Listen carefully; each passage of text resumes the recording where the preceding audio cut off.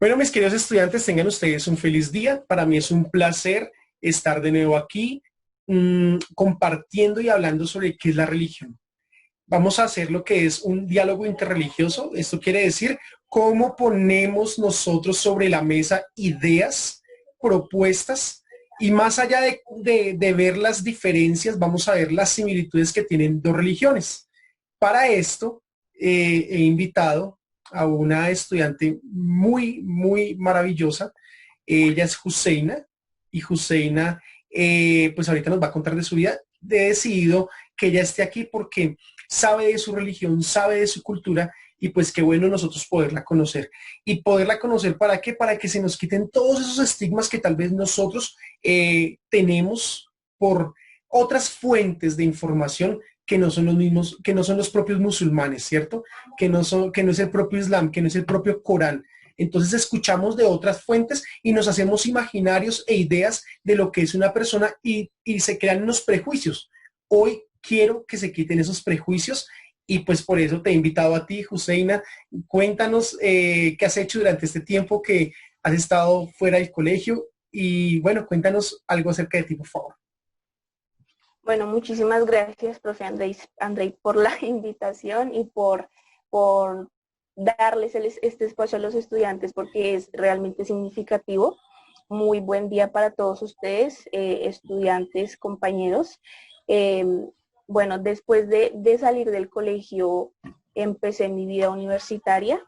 Ingresé a la universidad y he estado muy enfocada en mis estudios y en enriquecer mi conocimiento, porque es cierto que después de salir del colegio se abre un mundo distinto y, y como que con todo lo que vimos en el colegio podemos enriquecer nuestro futuro. Y se los digo por la experiencia, porque a veces pensamos que lo que vemos en el colegio no tiene ningún valor, que solo lo vemos como una obligación o como algo, sí, como algo que tiene que pasar porque tiene que pasar, pero no, de verdad, yo les digo desde la experiencia que tomen todo lo que van en el colegio y lo proyecten para sus vidas. De verdad, valoren mucho a los profesores que tienen, porque tienen profesores muy buenos, llenos de conocimiento y que son primeramente seres maravillosos, son seres humanos maravillosos. Y bueno, eso es lo que les quiero decir y muchas gracias de nuevo, profe. No, hija, para mí de verdad que es un placer y es un honor poder compartir esta charla contigo, ¿listo? Poder ver que el cristianismo y en este caso el Islam tienen muchos puntos en contacto, ¿cierto?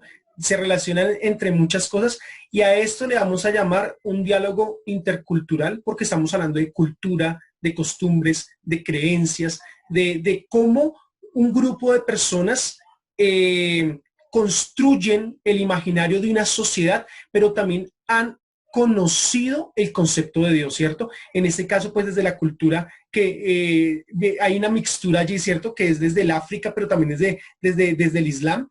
Y en este caso, pues nosotros latinoamericanos, que también tienen contactos con muchas partes del mundo, junto con el cristianismo. Entonces, ver que aquí se pone en escena un diálogo intercultural, un diálogo interreligioso, y como resultado de eso un diálogo interepistemológico porque es del pensamiento, porque el ser humano ha construido este pensamiento. En el ser humano se ha devenido este pensamiento. Cuando hablamos de devenir es que se ha desarrollado y ha llegado a ser lo que es hoy, ¿cierto? Lo que hoy somos como sociedad, como cultura, no es porque en algún momento apareció y siempre ha sido así. No es porque día a día se va construyendo, porque resulta que el ser humano, además de ser un animal religioso, porque es un animal que siempre piensa en la trascendencia, también es un animal racional, es decir, piensa. Y como piensa, va construyendo y va comprendiendo el mundo. En algún momento yo hablaba con alguien y le decía, es que nosotros como seres humanos convertimos lo que es el planeta en mundo, ¿cierto? El planeta es lo que es este lugar para los animales. Mundo es lo que nosotros construimos como seres humanos a partir de nuestra racionalidad. Por eso es tan importante poderla ver esa racionalidad, poderla ver desde el diálogo interreligioso, porque sabemos que nada de lo que ha hecho el hombre, nada, absolutamente nada, es aparte de la religión.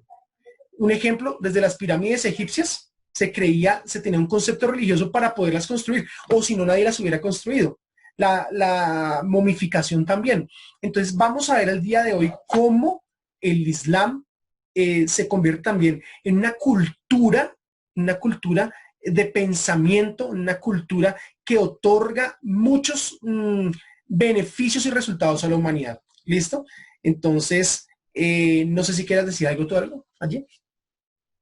Bueno, me gustaría decir que, bueno, este diálogo que vamos a tener va a ser bueno, dos posturas distintas. Y también me gustaría mencionar que el Islam, el cristianismo, el judaísmo son religiones inmensamente amplias, llenas de historia, llenas de un pasado increíble. Y lo que yo les puedo compartir es desde mi punto de vista, desde mi cosmovisión y desde la manera que yo me he desarrollado como persona, cómo fui criada, las personas a mi alrededor. Entonces, tal vez las experiencias que yo he tenido como musulmana en Colombia no han sido las mismas que una amiga hindú, pero que de India, pero que es musulmana, por ejemplo, o una amiga musulmana que es de Inglaterra. No es lo mismo porque el contexto nos afecta a todos. Es decir, la raíz islámica, nuestra concepción de la religión es similar, no es igual, pero es Ujú. similar. Pero bueno, como dijo el profe Andrei, les cuento un poquito de mí. Mi papá es africano, es de Ghana, y él es musulmán, y mi mamá es colombiana, también es musulmana. Entonces, yo soy una persona que me crié aquí en Colombia, pero tengo pues toda la tradición y la cultura africana, también con el pensamiento latino, digamos, y claro está que la religión islámica. Eso me gustaría decir. Ok, eso me parece tan interesante. ¿Por qué? Número uno, porque hay que comprender que las religiones no son estáticas, ¿cierto? Como no son estáticas, no dependen de una singularidad, de un territorio, sino que más bien ellas se van transformando y acomodando conforme a las cosmovisiones, conforme a las costumbres, conforme al pensamiento de las diferentes subjetividades que habitan en un territorio. Entonces no son estáticas, ¿no? Y se van actualizando. Por ejemplo, la interpretación del Corán o la interpretación de la Biblia no puede ser la misma de hace 1500 años.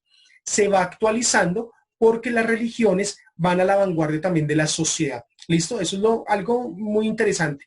Y como van a la vanguardia de la sociedad, también van a la vanguardia de la temporalidad, de la historicidad que atraviesan las diferentes personas. En este caso estamos en un contexto colombiano, ¿cierto? En un contexto colombiano que es netamente religioso, ¿cierto? La mayoría de las festividades que se celebran aquí en Colombia son cristianas, ¿cierto? Entonces es cómo lidiar y convivir número uno, con un calendario que no es el mismo. El calendario de ustedes no es el mismo, ¿cierto?